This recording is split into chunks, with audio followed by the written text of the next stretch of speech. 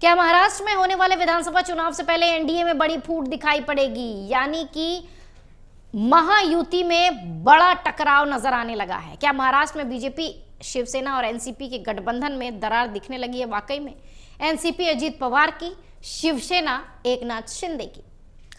क्या महाराष्ट्र में अलग चुनाव लड़ने की तैयारी में बीजेपी, शिवसेना और एनसीपी नजर आएंगी, तब जबकि चुनाव सामने है? गठबंधन में बढ़ती दरार कुछ ऐसी ही चर्चाओं को हवा दे रही है। महाराष्ट्र एनडीए गठबंधन में फूट की खबरों के बीच अजीत पवार गुट के एक नेता ने बड़ा सियासी संकेत दिया है, जिसके बाद से आने वाले विधानसभा चुनाव से पहले महाराष्ट्र की सियासत में जमकर हंगामा दिख रहा है और यह भी पता चल रहा है कि महायुति यानी कि एनडीए में महाराष्ट्र में सब कुछ ठीक नहीं है।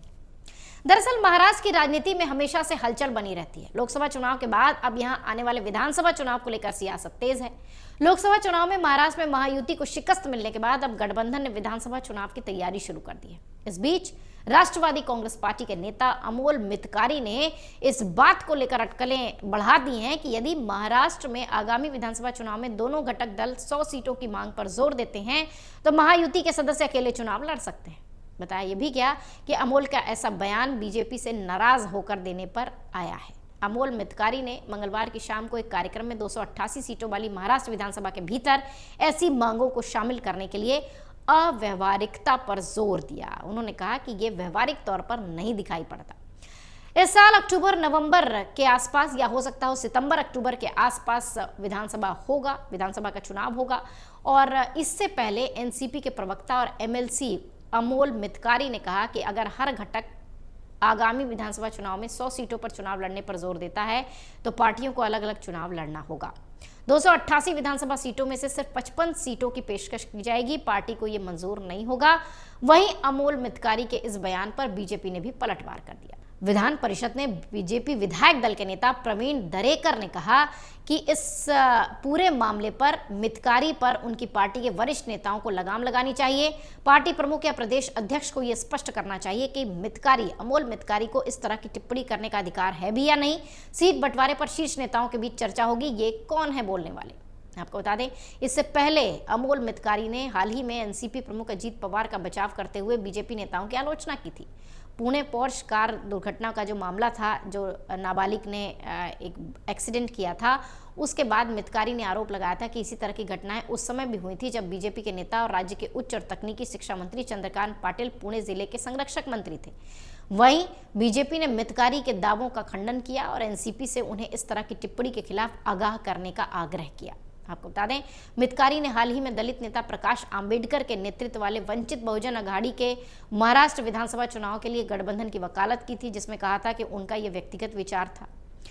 हालांकि आपकी जानकारी के लिए भी ये बता दें कि महायुति गठबंधन में भारतीय जनता पार्टी, मुख्यमंत्री एकनाथ शिंदे के नेतृत्व वाली शिवसेना और उप मुख्यमंत्री अजीत पवार की पार्टी है एनसीपी, जैसा कि हमने शुरुआत में बताया।